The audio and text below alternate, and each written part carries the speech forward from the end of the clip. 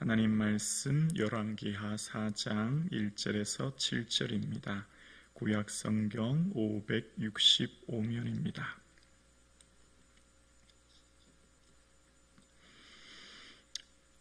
이 말씀은 살아계신 하나님의 말씀입니다. 오늘 우리에게 주신 말씀을 함께 고백드리겠습니다.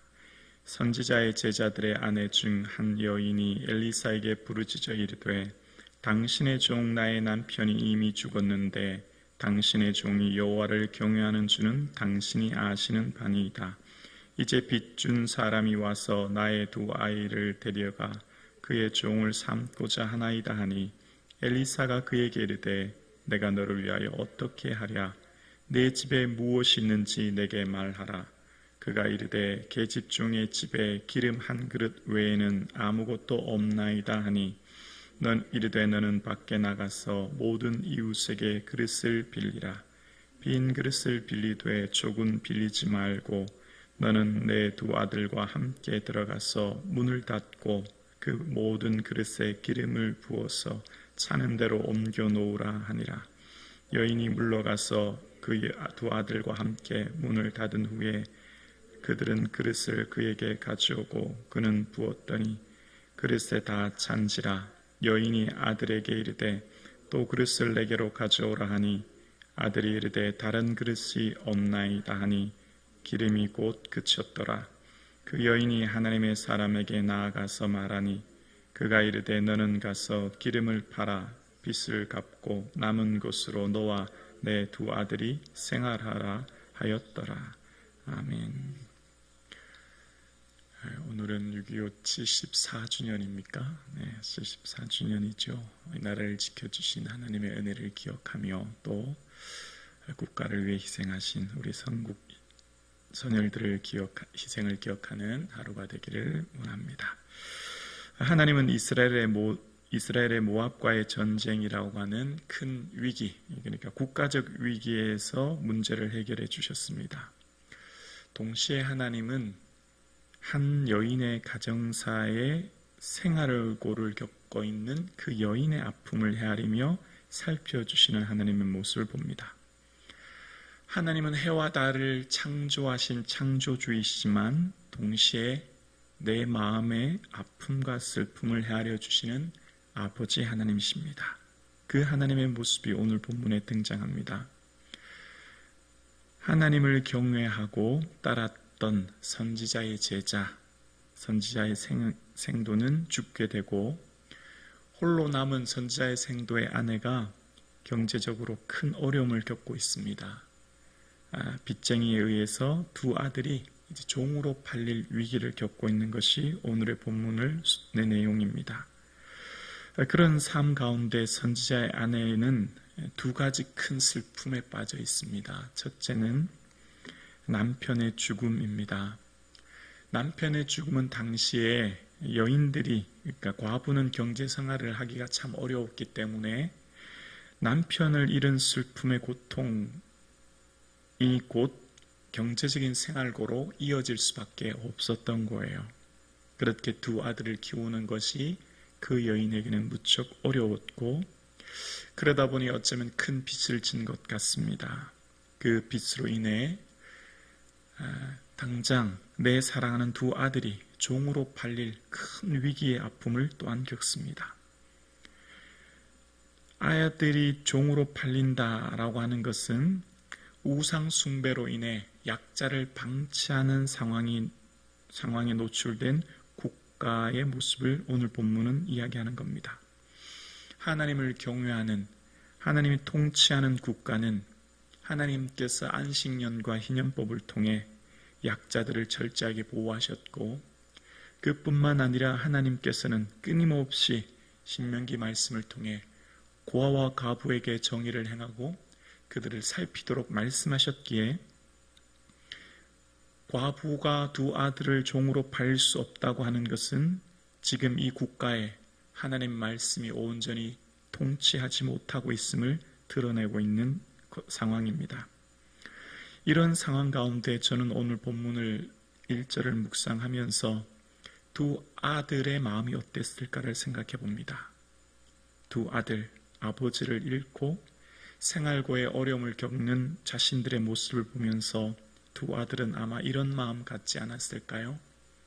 하나님이 정말 살아계신가? 하나님이 살아계신다고 하면 왜 우리 아버지를 데려가셨나? 하나님이 살아계신다고 하신다면 왜 우리 어머니를 이렇게 고통스럽게 하시나? 하나님이 정말 우리를 내버리신 것 아니신가? 라고 하는 아픔, 어쩌면 하나님을 향한 원망과 불평으로 가득 차 있는 두 아들의 모습의 마음을 묵상하게 됩니다. 오늘 본문은 어쩌면 이렇게 슬픔 가운데 있는 두 아들, 또 홀로 된 여인의 아픔을 외면하지 아니하시고 찾아오시는 하나님의 모습을 발견하게 됩니다. 오늘 본문에 홀로 된 여인의 모습을 보게 되는데요. 욥의 아내는 차라리 하나님을 욕하고 죽으라라고 했던 것과 반대로 오늘 홀로 된 여인은 내 남편은 하나님의 종이었고 하나님을 경외했으니 하나님께서 책임져 주십시오. 하나님께 도움을 구하고 요청하는 모습이 나옵니다. 하나님께 부르짖는 겁니다. 현실적인 문제에 비현실적인 요구를 하나님은 하게 되시는데요. 엘리사는 그런 상황 가운데 뭐라고 하죠? 내가 너에게 어떻게 하랴? 내 집에 있는 것이 무엇이냐? 지금 이 두 아들을 잃어버릴 두 아들이 종으로 팔릴 수밖에 없는 것 잘 알고 있잖아요. 그런 것을 얘기했는데 엘리사는 내가 어떻게 하랴? 오히려 묻고 있습니다. 그리고 있는 것이 무엇이냐? 묻게 돼요. 그랬더니 그 여인이 기름 한 그릇 외에는 없습니다. 기름 한 병이 있다. 그렇게 이야기하고 있는 겁니다. 그런 상황 가운데 엘리야는 엉뚱하고 황당한 요구를 여인에게 합니다. 갑자기 이웃 집에 찾아가서 그릇을 빌리라 이렇게 얘기하는 겁니다. 현실적인 문제는 이 경제적인 어려움인데 하나님께서는, 그러니까 엘리사는 비현실적인 요구를 하는 거예요. 아니 그릇을 빌리라니요. 그것과 내 빚진 것과 무슨 상관이 있죠? 그런데 그렇게 하라는 겁니다. 마치 앞전에 모압과의 전쟁에서 물이 없을 때 개천을 많이 파라고 하는 것과 동일한 얘기입니다. 현실적인 문제는 빚이라고 하는 경제적인 어려움입니다. 그런데 하나님은 비현실적인 요구를 하시는 거예요. 말씀하시는 거예요. 그런데 이 현실적인 문제와 비현실적인 하나님의 요구 사이에 간격을 메우는 것이 있습니다. 바로 믿음이라는 거예요. 하나님은 하나님의 기적적인 역사를 이루실 때 우리의 순종을 통해 이루신 것을 봅니다. 오병이어 때에도 너희가 먹을 것을 주라 말씀하시고 제자들을 통해 친히 살피게 하셔서 소년의 도시락을 가져오셔서 역사하셨던 것처럼 모세에게 내 손에 있는 것이 무엇이냐 물으셨던 하나님은 지팡이입니다 고백했을 때 내가 가지고 있는 작은 지팡이를 통해 홍해를 가르고 반석에 물을 내셨던 것처럼 하나님의 기적적인 역사는 기적적인 그 역사에 단독적으로 일어나는 것이 아니라 우리가 할 수 있는 일, 우리가 가지고 있는 작은 것을 통해 우리의 작은 순종을 통해 하나님의 위대한 역사를 이루신다고 오늘 본문은 말씀하고 계신 거예요. 그런 상황 가운데 오늘의 기적은 비공개적 기적입니다. 이전에 갈멜산에서 많은 사람들에게 보여주며 하늘에서 불이 내려 모든 사람이 하나님이 살아계심을 보게 하셨다면 오늘의 기적은 비공개적으로 딱 3사람만 경험하게 하십니다. 홀로 된 여인, 그리고 첫째 아들과 둘째 아들. 그 3사람만 겪게 되죠. 그래서 빌린 그릇으로 그곳에 기름을 부으라, 차는 대로 기름을 부으라라고 했던 엘리사의 말대로 문을 닫습니다.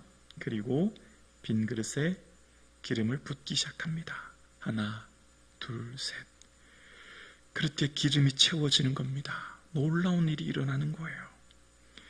저는 오늘 본문의 이 말씀을 묵상하면서 또 생각합니다. 이때 가장 기뻤을 사람이 누굴까? 아마 이 여인과 함께 두 아들이 너무너무 기뻐하지 않았을까요? 하나님은 우리를 외면하시고 방치한 줄 알았는데 하나님은 우리 아버지를 데려가시고 우리 어머니를 이렇게 고생시키셨는데 하나님은 죽은 하나님이요 더 이상 우리에게 관심이 없는 하나님이신 줄 알았는데 그렇지 않았구나. 하나님은 우리를 보고 계셨어. 하나님은 우리와 함께 하셨어. 라고 하며 너무너무 신나고 즐겁게 그 그릇에 기름을 차는 것을 보면서 하나님의 기적을 경험하지 않았겠습니까? 오늘 본문을 묵상하면서 이 여인이 얼마나 기뻤을까를 생각합니다. 외롭고 고독한 인생, 아무도 위로해 주지 못했던 우상 숭배가 만연해서 바알과 아세라를 섬겼던 수많은 사람들의 대세에 거스려 하나님의 종으로 하나님을 경영했던 내 남편을 먼저 데려가신 하나님에 대한 아픔으로 외로웠던 이 여인은 그릇에 기름을 차는 것을 보면서 이제 그것을 통해 빚을 갚고 남은 것으로 두 아들과 생활하라 하는 것에 하나님의 위로하심을 이 여인은 경험했습니다. 뿐만 아니라 이 두 아들은 하나님 살아계시는군요, 하나님 우리와 함께 하시는군요 라고 하는 분명한 믿음의 기적을 경험하게 되었고, 이 본문 뒤로 두 아들에 대한 기록은 더 이상 나오지 않지만 저는 아마 이 두 아들도 아버지를 이어 선지자의 생도의 삶을 살지 않았겠나 생각해 봅니다. 오늘 본문은 하나님께서 경제적 어려움으로 고통당하고 있는 이 여인의 가정을 외면하지 않으시고 해결하시는 하나님의 독특한 방식이 나옵니다. 하나님 어떻게 해결하셨죠? 첫 번째, 입술의 위로가 아닙니다. 두 번째, 기도로만 돕는 게 아니셨어요. 어떻게 도우셨죠? 구제라고 하는 현실적인 문제를 직접 해결해 주시는 거예요. 경제적인 어려움을 겪고 있는 사람에게는 말이 위로가 되는 게 아닙니다. 돈이 위로가 되는 거예요. 돈을 주어야 되는 겁니다. 단순히 그냥 힘내십시오, 하나님 돌보실 것입니다, 아니요. 그게 진정한 위로가 아니에요. 경제적으로 굶고 있는 사람에게는요, 빵을 주어야 되는 거예요. 굶어 보세요. 어떤 말이 위로가 안 돼요. 굶는 사람에게는 빵이 위로인 것입니다. 그 역할을 누가 해야 됩니까? 교회가 그런 일을 해야 되는 겁니다. 교회가 그것을 책임져야 되는 거예요. 경제적인 어려움을 처한 성도님들이 있습니까? 교회에 말씀하십시오. 교회는 어떻게 도와야 될까요? 오른손이 하는 걸 왼손이 모르게 도와야 되는 겁니다. 아무도 모르게. 오히려 도움을 받는 사람의 입장을 늘 가려서 도와줘야 되는 거지요. 그렇게 해서 야고보에서는 말합니다. 헐벗고 일용할 양식이 없는데 누구든지 그에게 평안히 가라, 덥게 하라, 배부르게 하라 하며 그 몸에 쓸 것을 주지 않으면 무슨 유익이 있겠느냐. 그렇습니다. 아무것도 없어 배고파 눈물 흘리는 사람에게는 말이 위로가 되는 게 아니라 빵이 위로가 되는 겁니다. 그걸 누가 해야 됩니까? 교회가 해야 되는 거예요. 교회는 배고프고 외로운 이웃을 빵으로 도와야 되는 것이지요. 그것이 건강한 교회입니다. 건강한 교회는 말만이 아니에요. 죄송해요. 기도만이 전부가 아니에요. 배고픈 사람은 빵으로 도와야 되는 겁니다. 그래서 초대교회가 어떻게 되었습니까? 건강한 교회, 성령이 충만한 교회는 물건을 서로 통용하고 재산과 소유를 팔아서 각 사람의 필요를 나눈 거예요. 빵이 필요한 사람에게는 빵을, 육체의 질고 가운데 있는 이들에게는 중보 기도를, 각자의 필요한 것을 돕는 거지요. 그것을 교회가 하는 것입니다. 교회가 그걸 어떻게 할까요? 교회는 재물을 쌓아둔 곳이 아니지 않습니까? 어느 교회가 재물을 쌓아두고 주의를 합니까? 교회는 어떤 곳이죠? 많이 거둔 자도 남지 않고 적게 거둔 자도 모자라지 않는다는 하나님의 경제 원칙을 믿는 거예요. 그래서 고린도전 후서 8장 말씀처럼 극심한 가난 가운데 풍성한 연보를 통해서 초대교회는 교회가 어려운 이웃을 도왔던 겁니다. 바로 적게 거둔 자도 모자라지 않고 많이 거둔 자도 남지 않는 이 원리는 연보입니다. 헌금이에요. 많이 가진 자는 주님께 드림으로 조용히 교회가 구제하게 하는 것, 이게 하나님의 경제 원칙입니다. 그것을 오늘 하나님께서는 우리에게 요구하시는 거예요. 지금도 어쩌면 홀로 외롭게 고독하게 아프게 눈물 흘리는 성도님이 있을 수 있어요. 여러분, 몸이 아픈 건 누구에게나 말할 수 있는데요, 돈이 없는 건 말을 못해요. 몸이 아픈 건 도와주세요, 기도해 주세요, 이웃에게 말할 수 있지만 돈이 없으면요, 아무에게도 말 못해요.